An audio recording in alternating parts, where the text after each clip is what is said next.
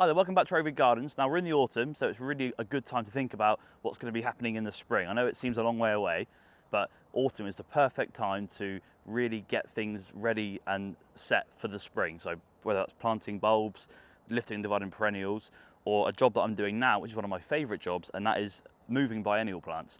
Now biennial plants are a bit different to annuals and perennials.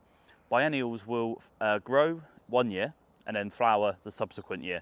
So plants that are quite common, such as forget-me-nots, foxgloves, and honesty, which is actually what I've got here in my bucket of water. I've got a lovely clump of honesty here. Now what most people do is they sow their biennials in sort of mid to late spring or even early summer, and they grow them on in pods or pots or trays, and they will then plant them out in the autumn. That's a much more organised way of doing it. But what I like to do is, because I've got a good stock of biennials in this garden, I just lift them up. So often they will self-seed where you don't want them. They pop up everywhere and they become a nuisance. So rather than just get rid of them, what I do, I let them grow where they are in situ, and then in around October time, I'll lift them up, put them in a bucket of water whilst they're in transit, and I'll just find places in the garden where they'll be able to be visible and enjoyed more. So honesty is a lovely plant. Lunaria has those lovely pinky purple flowers. You can get them in whites as well.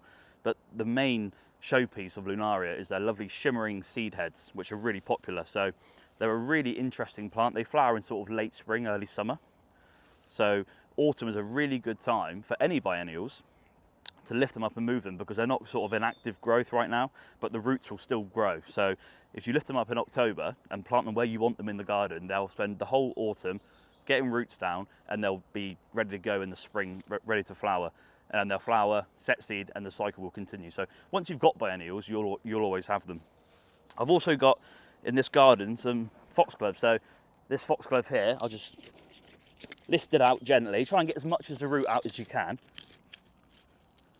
So it's got a nice clump of root there. They're very hardy. They will survive, so that will be absolutely fine. It's got a lovely root system.